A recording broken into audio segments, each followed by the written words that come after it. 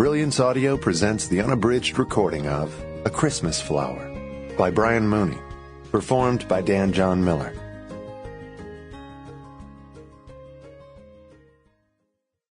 Chapter 1.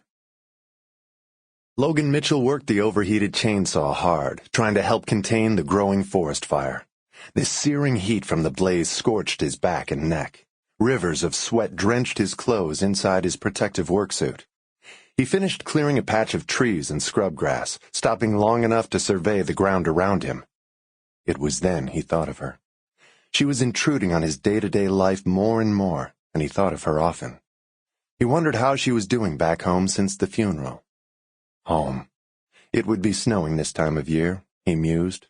He missed her, but now was not the time. Focus, Logan, focus, he admonished himself. You got a forest fire to fight. As he pulled to restart the chainsaw, his trained ears heard the loud, unmistakable snap of a splitting tree behind him. Firefighters called it the death splinter, the last act of a dying tree before it cracked in two and crashed to the ground. He looked around. Jeff, the rookie of the team, had not heard it in the gulch below. "Look out, Jeff! Look out!" Logan shouted to the young firefighter, trying to be heard above the din of the huge fire's exploding rage.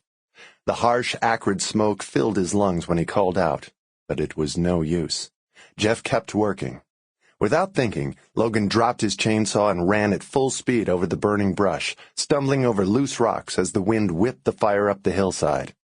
Even without the saw, he was weighed down by the 45 pounds of firefighting gear he wore. Logan tackled Jeff to the ground and away from danger as the massive flaming tree came crashing down behind them, hot flames and cinders blowing across his face and hands. Jeff stared at him, shock registering on his face. "That was close," he stammered.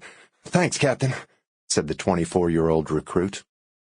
Logan still thought of Jeff as a rookie, but he had been on the fire line as a smoke jumper for the past 2 months. He was no longer a rookie. A female voice rang out over the din. "You guys okay?" It was Sharon, one of his squad leaders. "Come on, we got a fire to contain." She rushed farther down the fire line, using her axe to clear trees and shrubs. They had just begun using drip torches to start the backburn, hoping it would take away the fuel from the fire to starve it.